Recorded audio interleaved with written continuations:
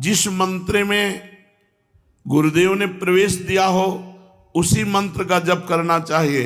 अन्य जगह से पढ़ लिख के मंत्र जपने से सिद्धि नहीं होती, गुरु के श्रीमुख से कान में सुनने से होती। सदगुरु की कृपा से यदि ये परहेज करते हुए नाम जप किया जाए, सदगुरु प्रदत्त मंत्र नाम, तो बहुत जल्दी सिद्ध हो जाएगा। वो सिद्ध का तात्पर्य होता बिना प्रयास के निरंतर भजन चलना, कि सदगुरु को ही अपना परम प्रीतम, अपनी आत्मा, अपना इष्ट देव माने। गुरु जब क्रियात्मक शिक्षा दे तो उस समय अपने अहंकार को थोड़ा शासन में रखना चाहिए। ऐसे हम कह रहे हैं, वो कह रहे हैं काजल यहां लगाओ, लगाओ काजल। नहीं महाराज जी, आंख में लगा दे तो ज्यादा सुंदर रहेगा। तो उनको पता नहीं क्या, वो क्यों कह रहे हैं यहां लगाओ, लगाओ वहां लगाओ जहां कह रहे। काजल यही लगा दी, अपनी बुद्धि नहीं लगाने की। गुरु जी तो गाल में काजल लगवा रहे हैं, आंख में काजल लगना चाहिए, शास्त्र में लिखा है आंख में अंजन। गए तुम, वो किस भाव से कह रहे हैं, इस समय किस दशा में है तुम्हें क्या पता, तुम वहीं लगाओ जहां कह रहे हैं। भगवान इसीलिए योग माया का पर्दा रखते हैं, नहीं तो जीव अपनी औकात भूल जाता है, अपनी सामर्थ्य भूल जाता है और वो अपनी क्षमता से अधिक उपद्रव करने लगता है। भगवान मिल जाए तो कोई भगवान का भजन न करे, इसीलिए वो पर्दे में रहते हैं कि जब प्राण विकल, अहंकार नष्ट, तब भगवान। इष्ट देव के अनंत नाम है, अनंत रूप है, किंतु हमारा गुरु प्रदत्त नाम और रूप में ही अनन्य प्रेम होना चाहिए, अन्य नहीं। ये निर्णय कर लेना चाहिए। अब हमारे हृदय में चलेगा तो गुरु प्रदत्त ही। श्री राधा वल्लभ लाल को हृदय ध्यान मुख नाम, नहीं तो रसना कटो जो अन रटो निरख अन फुटो नयन। ये प्रारंभिक भक्ति नहीं, ये चरम अवस्था की पहुंची हुई भक्ति है, जो गुरु प्रदत्त नाम मंत्र इष्ट में अपने आप को अनन्य कर देता है। भगवान से भगवान नाम अलग है, लेकिन भगवान नाम से भगवान अलग नहीं है। जैसे हम बोले राम, तो राम का नाम अलग हुआ और राम जी अलग हुए, लेकिन राम नाम से राम जी अलग नहीं हो सकते। भगवान से नाम अलग है, लेकिन नाम में भगवान अभिन्न है, विराजमान है। इसलिए जो नाम जप कर रहा है वो हर समय भगवान के सानिध्य में है। हम बोल रहे राधा राधा, तो राधा किशोरी हमारे जिह्वा में राधा नाम रूप में विराजमान है। नाम के अंदर भगवान है और भगवान के अंदर सब ज्ञान, ऐश्वर्य, माधुर्य, प्रेम सब कुछ समाया हुआ है। अर्थात नाम जपने वाले को समस्त ज्ञान, ऐश्वर्य, माधुर्य, लीला सब कुछ प्राप्त हो जाएगा। बस तुम नाम जपते रहो। नाम, गोस्वामी जी की ये चौपाई तो सबने सुनी होगी। नाम लेत भव सिंधु सुखाही, करहु विचार सुजन मन माही। ऐ सुजन, ऐ सुंदर जानकार, ये बात मेरी जान लो कि नाम लेते ही भव समुद्र सूख जाता है। अब विचार करो कौन सा साधन श्रेष्ठ। नाम लेते ही भव समुद्र से पार होने की बात जाने दो, सूख जाता है। पूज्य पादुड़िया बाबा जी कहते हैं, ये चौपाई तो सब लोग गाते सुनते हैं, पर क्या महत्व तो समझ पा रहे हैं कि चौपाई क्या कह रही है? कि नाम से बढ़कर कुछ नहीं है, निरंतर नाम जप करो। पर कौन नाम जप करता है? कोई बिरला ही। भगवान तो अनंत सौंदर्य की खान है, उनकी ओर मन नहीं जाता। क्यों? क्योंकि तुम नाम जप नहीं करते। नाम जप करो, फिर देखो तुम्हारा मन भगवान के अनंत सौंदर्य में पहुंच जाएगा। अपना पुरुषार्थ केवल इस बात का है कि हम नाम जप करें। भगवत कृपा इसी बात की है कि तुम्हारे में नाम जप करने की रुचि हो जाए। ऋषियों ने ये समस्त साधनों को शोध करके उनका सारांश निकाला। ऋषियों ने समस्त शास्त्रों के साधनों को शोध करके सारांश निकाला। जगत चिंतन छोड़कर भगवत चिंतन करना ही सब साधनों का निचोड़ है। चाहे योग हो, चाहे ज्ञान हो, चाहे भक्ति हो, चाहे कर्म योग हो, संसार का चिंतन छूट जाए और भगवत चिंतन हो, यही सब साधनों का फल है। जगत चिंतन देहासक्ति, भगवत चिंतन भगवदाशक्ति। भगवत चिंतन करने से ये देह भी दिव्य हो जाता है, देह भी दिव्य हो जाता है। सर्वदा जो भगवान का चिंतन करते रहते हैं, भगवान नाम की रट लगा देते हैं, कलयुग स्पर्श नहीं करता ऐसे साधकों का। नहीं तो कलयुग के स्पर्श मात्र से बुद्धि भ्रष्ट हो जाती है। कलयुग कर्म न धर्म विवेकु, राम नाम अवलंबने को। कलयुग में धर्म कर्म सब विशेष फलदायी नहीं रह गए, केवल भगवान नाम। कलयुग केवल नाम आधारा, सुमिर सुमिर नर उतरे। केवल भगवान नाम। जो जितना अधिक नाम जप करेगा उतना ही अधिक उसे आनंद की अनुभूति होगी। पहले पाप नष्ट हो जाए। पापों का नाश होने के बाद आनंद मिलता है। इसलिए जब तक नाम जप में तुम्हें आनंद ना मिले तो समझो नाम तुम्हारे पापों को भस्म कर रहा है। जिस दिन पाप नष्ट हो गए उस दिन आनंद में डूब जाओगे। बिना भगवान शंकर की कृपा के हरि नाम में प्रीति नहीं होती, हरि चरणों में प्रीति नहीं होती। अगर किसी की हरि चरणों में प्रीति है तो देवाधिदेव महाशंकर ने की आराधना हुई है पीछे। बड़े बड़े महापुरुषों के जीवन चरित्र में पाया गया कि वो शिव आराधन में तत्पर रहे। पूज्य राधा बाबा, नरसिंह मेहता जी, बड़े बड़े महापुरुषों को भगवान शंकर की कृपा से, हरि भक्ति की कृपा से धाम नाम में प्रेम, राधा नाम में प्रेम, राधा धाम में प्रेम। तो जिसको हरि नाम में प्रीति ना हो रही वो भगवान शंकर से प्रार्थना करे, भगवान शंकर की आराधना करे, निश्चित हरि नाम भक्ति उसके हृदय में जागृत हो जाएगी। नाम जागृत हो जाएगा, हरि भक्ति जागृत हो जाएगी। अयोध्या वासियों से भगवान श्री राम बैठाल करके हाथ जोड़ के कहते हैं, और एक गुपुत मत सब ही कहो कर जोरी, शंकर भजन बिना नर भगति न पावई मोरी। जा पर कृपा न करही पुरारी, सो न पाव मुनि भगति हमारी। शिवद्रोही ममदास कहावा, सो नर मोही सपने हूं नहीं भावा। भगवान श्री राम जी कह रहे, हे अयोध्यावासियों, मैं हाथ जोड़कर सबसे प्रार्थना करता हूं, एक अपने मन की गुप्त बात कहता हूं। भगवान शंकर के भजन के बिना कोई मेरी भक्ति नहीं प्राप्त कर सकता। अगर कोई भगवान शंकर से द्रोह करे और मेरा दास कहलाए तो स्वप्न में भी मुझे वो अच्छा नहीं लगता।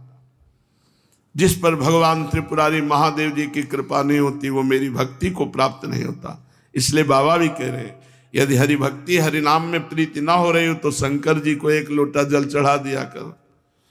हर हर महादेव। वो एक चुल्लू जल से, एक बिल्व पत्र से, एक ककौड़ा धाक और धतूर का फल, इतने से ही वो प्रसन्न हो जाते हैं।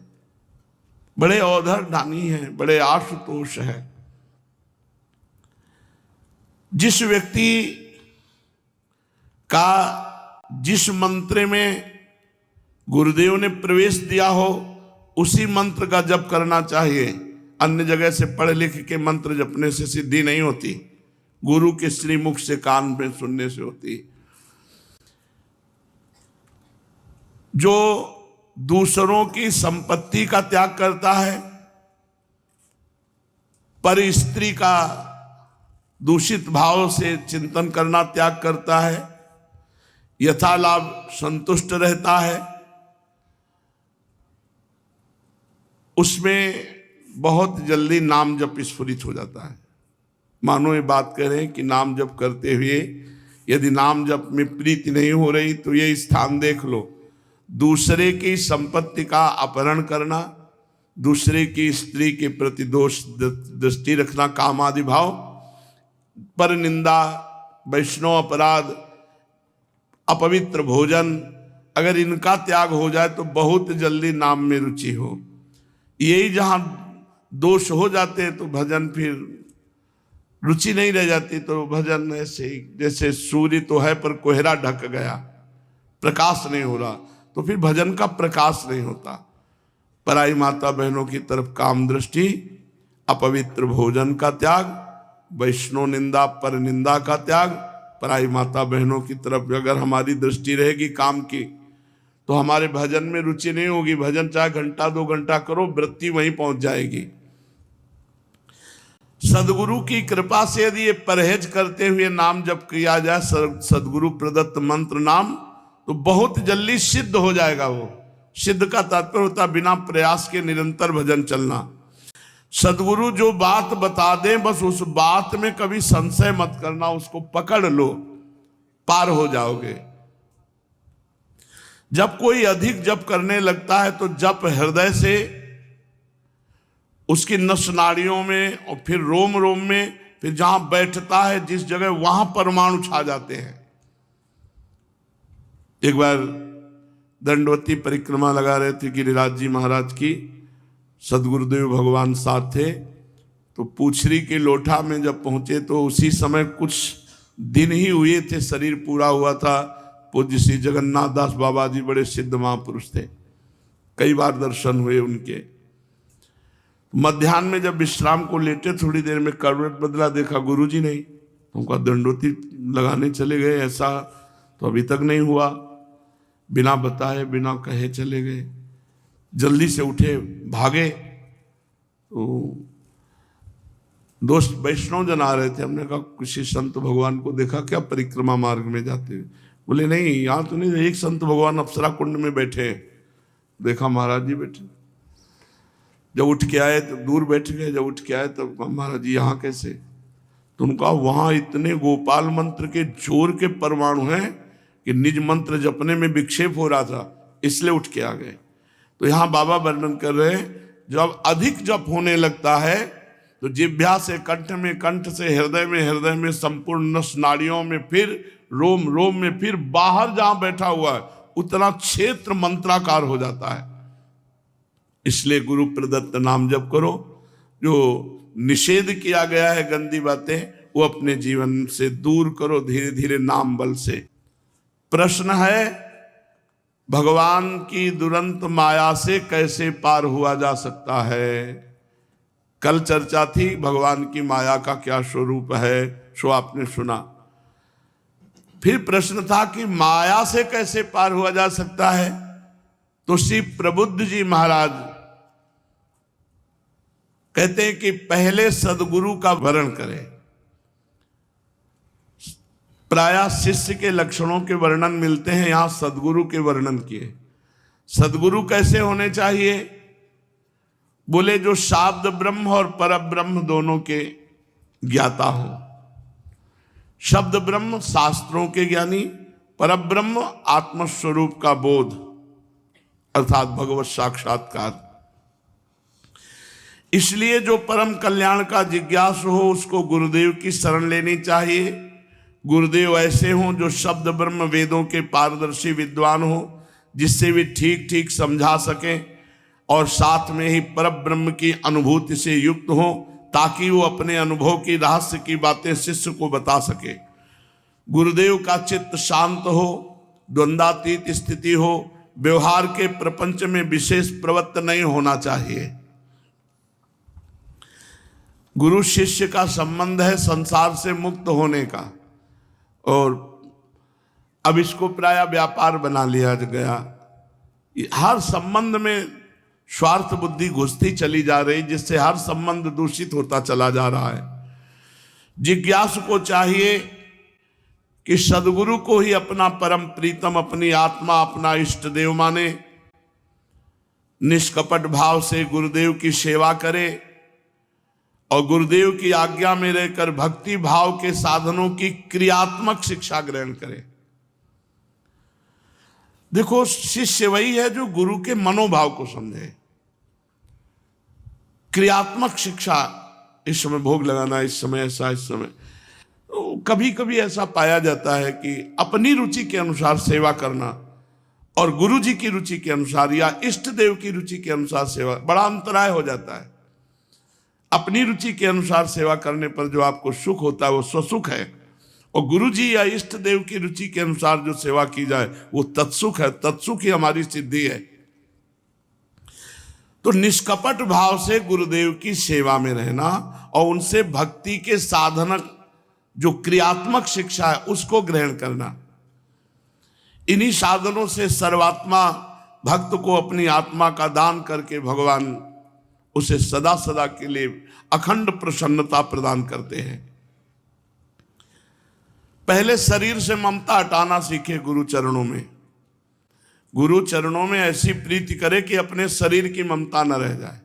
जहां खड़ा कर दिया, खड़ा कर दिया। जहां आप ये सच्ची समझो, अगर भगवान अपने प्रेम में अपने आप को छुपाए नहीं और खोल देना तो आप भगवान का अनादर कर दोगे। आप अनादर कर दोगे, अनादर कर दोगे, अपमान कर दोगे। पक्का 100% लिख के कह रहा हूं। यदि भगवान अपने को माया के पर्दे से ना ढके और आप जब तक विकल नहीं हो जाते, प्राण त्यागने की स्थिति नहीं आती, तब तक वो सामने नहीं आते। अगर वो ऐसे ही सामने आ जाए तो अगर उनका अपमान न कर दो, उनकी अवहेलना न कर दो तो कहना अधिक प्रीति से मात्र बुद्धि अंतर्ध्यान हो जाती है। भगवान इसीलिए योग माया का पर्दा रखते हैं, नहीं तो जीव अपनी औकात भूल जाता है, अपनी सामर्थ्य भूल जाता है और वो अपनी क्षमता से अधिक उपद्रव करने लगता है। भगवान मिल जाए तो कोई भगवान का भजन न करे। इसीलिए वो पर्दे में रहते हैं कि जब प्राण विकल, अहंकार नष्ट, तब भगवान। गुरु जब क्रियात्मक शिक्षा दे तो उस समय अपने अहंकार को थोड़ा शासन में रखना चाहिए। ऐसे से ऐसे हम कह रहे हैं, वो कह रहे हैं काजल यहां लगाओ, लगाओ काजल। नहीं महाराज, ये आंख में लगा दे तो ज्यादा सुंदर रहेगा। तो उनको पता नहीं क्या वो क्यों कह रहे हैं यहां लगाओ, लगाओ वहां लगाओ जहां कह रहे, पर काजल यही लगा दिया। अपनी बुद्धि नहीं लगाने की। गुरु जी तो गाल में काजल लगवा रहे हैं, आंख में काजल लगना चाहिए। शास्त्र में लिखा है आंख में अंजन। गए तुम, वो किस भाव से कह रहे हैं, इस समय किस दशा में है तुम्हें क्या पता, तुम वहीं लगाओ जहां कह रहे हैं। गुरु के द्वारा क्रियात्मक शिक्षा भक्ति की ग्रहण करें। इन्हीं साधनों से सर्वात्मा भक्त को अपनी आत्मा का दान करने वाले भगवान प्रसन्न हो जाते हैं। सब कुछ छीन लिया महाराज बलि से, इसके बाद बांध दिया वरुण पास्य का। बता बहुत बड़ा दानी बनता था, तीसरा पग कहां से पूरा करेगा। बलि जी वैसे ही दैन्य, 3 पग पृथ्वी मांगी, वो पूरा गुरु जी का विरोध करके तुमको दिया, सब कुछ दे दिया, इसके बाद वरुण पास से बांध रहे हो मुझे। यह तुम्हारी कोई भगवत्ता है? ऐसा नहीं। भगवान की इस लीला में कि 2 में तो सब ब्रह्मांड नाप लिया, कहा तीसरा पग दीजिए, और वरुण पास से बांध दिया, जो प्रतिपल कष्ट देता रहता, प्राण दंड जैसा कष्ट। बलि जी ने कहा अभी तो हमने प्रणाम भी नहीं किया आपको। तभी भगवान बिक गए कि अब भी रोष नहीं, अब भी कोई शिकवा शिकायत नहीं। बहुत दुर्दशा है जीव की, बहुत दुर्दशा है। पहले शरीर में अनासक्त होना सीखे गुरुदेव के चरणों में, फिर संतान, धन, संपत्ति, परिवार, इससे अनासक्त होना सीखे, फिर भगवान के भक्तों में कैसे आसक्त होना चाहिए ये सीखे, फिर समस्त प्राणियों के प्रति दया, मैत्री, विनय और निष्कपट भाव की सेवा। मिट्टी जल आदि से बाह्य शरीर की पवित्रता, छल कपट आदि के त्याग से भीतर की पवित्रता। मिट्टी जल आदि से बाह्य पवित्रता करना चाहिए। शरीर पवित्र रहता है तो मन भी पवित्र रहता, मन पवित्र रहता है तो भगवान के भजन में। इसलिए कपड़े पवित्र होने चाहिए, कीमती नहीं, पवित्र होने चाहिए। हम सुंदर नहीं कह रहे, पवित्र हो, भले चिथड़ा हो लेकिन पवित्र कपड़ा हो। अगर पवित्र वस्त्र है, पवित्र शरीर, तो आप खुद देखोगे परम पवित्र भगवान का सहज में स्मरण होता है। ये जो अपवित्र रहते हैं, मिट्टी जल आदि से शरीर की पवित्रता और छल कपट आदि के त्याग से भीतरी पवित्रता, और धर्मानुष्ठान के लिए कष्ट सहना, जैसे सर्दी का समय है, रात्रि में उठ जाना, स्नान करना, स्नान करके आना, सत्संग सुनना, कष्टप्रद जीवन यतज्ञ विस्मी परिणामे अमृतोपमम। जो धर्मानुष्ठान के लिए कष्ट सहता है वही तपस्या है, यही परम तपस्या है कि अपने नियमावली के लिए, धर्मानुष्ठान के लिए हम कष्ट सहें। सहनशीलता, जब आप अपने धर्मानुष्ठान में चलेंगे तो आपको कोई विनोदास्पद शब्द कहेगा, कोई उपहासास्पद कहेगा, बड़े भगत बनते हैं या कुछ भी ऐसा, उसको सहन करो। आपको कोई प्रतिकूलता या कोई अपराध जनित बात करता है आपसे, आप चुपचाप सहन करो। सहन करना ही तपस्या होगी। तो धर्मानुष्ठान का पालन करने से, जो भी हमारी प्रतिकूल परिस्थिति उसको सहने से और मौन रहने से। आप गीजर के पानी से स्नान करते हैं, आपको ये कमजोर करता है, आपकी क्षमता को कमजोर करता है, शारीरिक सहनशीलता को कमजोर करता है। थोड़ी देर 1-2 मग्घा तो ठंडा पानी जा करके एकदम विचलित करेगा, लेकिन फिर बाद में घंटों तक आपको आनंद देगा। सर्दी सहने के सामने, और गीजर से नहा के निकलो तो आपका शरीर कांपने लगेगा। बाहरी शक्ति जब सर्दी लगेगी तो क्षमता नहीं आपकी सह सको। कोशिश करो ज़्यादा गर्म पानी से ना नहाओ। एक बच्चा है अभी, वो ठंडे पानी से, कहा नहीं हम लगवा देते हैं, नहीं हमें जरूरत नहीं, बड़ा आनंद आता है ऐसे। आप अभ्यासरत रहो, अभ्यास करो अपने साधन मार्ग में कष्ट सहने का। फिर मौन रहना चाहिए। मौन से बहुत लाभ मिलता है, अपने भी कोशिश करते हैं, मौन से बहुत लाभ मिलता है। एक तार भजन करने का सुख मिलता है। आप लोग भी अभ्यास करो जितना मौन रह पाओ। और स्वाध्याय, शास्त्र का नित्य स्वाध्याय होना चाहिए। जैसे आप गीता जी के 10 श्लोक पढ़ें, भागवत के 10 श्लोक पढ़ें, रामायण की 10 दोहा पढ़ें, अर्थ सहित पढ़ें, भाव समझें। रोज शास्त्र का स्वाध्याय करो।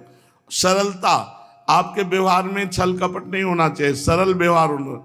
संत सरल चित जगत हित जान, स्वभाव स्नेह बाल विनय सुन करि कृपा राम चरण रति दे।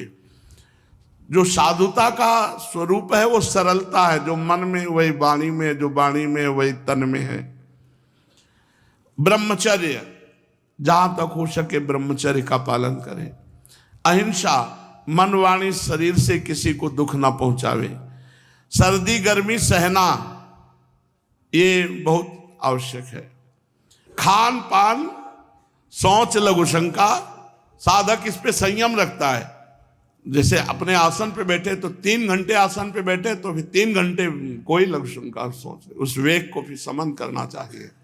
सत्संग में बैठे तो अब समन करना चाहिए। गर्मी सर्दी का वेग सह जाइए। शौच लघु शंका का जब आसन में बैठे पहले से निवृत्त हो जाओ, पहले से निवृत्त हो जाओ कि अब जैसे सत्संग शुरू होने वाला है तो आप लघु शंका चले जाओ 10 मिनट पहले। घंटा 1.5 घंटा सत्संग हुआ फिर आप चले जाओ, फिर घंटा 1.5 घंटा वाणी पाठ हुआ फिर आप बाद में चले जाओ। सर्दी गर्मी सहो, शौच लघु शंका के वेग को उस समय जब सत्संग में हो या पाठ में हो। और सुख दुख को सहो, देखो सहन करना ही साधुता है। हर्ष और विषाद को सहो, तुम्हारे अनुकूल हो तो हर्ष, विषाद हो तो मुंह हिलगा लिया प्रतिकूलता में। सर्वत्र सब देश सब काल सब वस्तुओं में भगवान विराजमान है। अपने अनुकूल हर्ष, प्रतिकूलता में विषाद, ये साधक का लक्षण नहीं। अनुकूलता और प्रतिकूलता में समान भाव रखना। सर्वत्र समस्त देश काल वस्तु व्यक्ति में एकमात्र ईश्वर विराजमान है, ऐसा देखना। ये मेरा घर है ऐसा कभी भाव न रखना। ये भगवान का घर है, मैं इसमें सेवा में रहता हूं, ऐसा भाव रखना। गृहस्थ हो तो पवित्र वस्त्र पहनना, और त्यागी हो तो फटे पुराने पवित्र चिछड़े, जो कुछ प्रारब्ध के अनुसार मिल जाए उसी में संतोष करना चाहिए। गृहस्थ हो तो पवित्र वस्त्र पहनना। हमें लगता है कि जिन जिन को हमारी आवाज कानों में सुनने को मिल रही हो। शौचालय उतने ही कपड़े पहन के जाओ जितने धो सकते हो। पवित्र रहो, पवित्र रहने से तुम्हारी बुद्धि पवित्र रहेगी। ये जो ऐसे शौच हुआ है, सब पैंट शर्ट पहने और वैसे सब घूमते रहते, पूरा घर अपवित्र रहता है, इनका भोजन अपवित्र, इनका संभाषण अपवित्र, इनका जीवन अपवित्र रहता है। पवित्रता अति अनिवार्य है। वैसे प्रार्थना है, जहाँ तक हो सके घर का भोजन करने की चेष्टा करो, स्वयं रोटी दाल बना लो। ये ज़्यादा चाट चूट में मत पड़ो, नहीं तो जीवन चट जाएगा, माया चाट लेगी, पूरी आयु को चाट लेगी, पूरी श्वासों को। प्रारब्ध के अनुसार जो मिल जाए उसी में संतोष होना चाहिए। अरे अच्छा भोजन करो, दंड बैठक मारो, सब ठीक रहे। व्यायाम अत्यंत आवश्यक है परमार्थ के साधक को। और खान पान बहुत संभाल के। आज हमारा जो खान पान है वो आधुनिकता की तरफ बढ़ता जा रहा है, स्वाद की तरफ बढ़ता जा रहा है। ये बहुत हानिकारक है, अच्छी बात नहीं। मूंग की दाल, अरहर की दाल, रोटी, चावल महाप्रसाद हो गया, थोड़ा सलाद हो गया, टमाटर है, वो जिससे मूली है, खीरा है, ये पवित्र चीजें खाओ, भजन करो। तो ये भोजन की ऐसी प्रणाली बनाओ जिसको देखकर भगवान की याद आवे। भोजन पा रहे हो और उसकी प्रणाली भले आप शुद्ध बनाए हो, लेकिन प्रणाली उसकी अशुद्ध है, उसको देख करके अशुद्ध वस्तुएं याद आती है तो नहीं खाना चाहिए, वो बुद्धि भ्रष्ट कर देंगे। सुख दुख हर्ष विषाद रहित होना, सर्वत्र श्री भगवान है ऐसा देखना, और अपना घर है ऐसा कभी न मानना। ये भगवान की कुटिया है, मैं इसमें सेवक हूं। गृहस्थ हो तो पवित्र वस्त्र पहनना, और त्यागी हो तो फटे पुराने चिथड़े पहनना। त्यागी हो तो फटे पुराने, बस शरीर ढकना है ऐसा कपड़ा होना चाहिए। प्रारब्ध के अनुसार जो कुछ मिल जाए उसी से संतोष करना। भगवान की प्राप्ति का मार्ग बताने वाले शास्त्रों में श्रद्धा करना, दूसरे किसी शास्त्र की या संत की या भक्त की निंदा ना करना। थोड़ा प्राणायाम जरूर करना। देखो, प्राण पोषण के लिए जैसे अन्न जल आवश्यक है, ऐसे वायु भी आवश्यक है।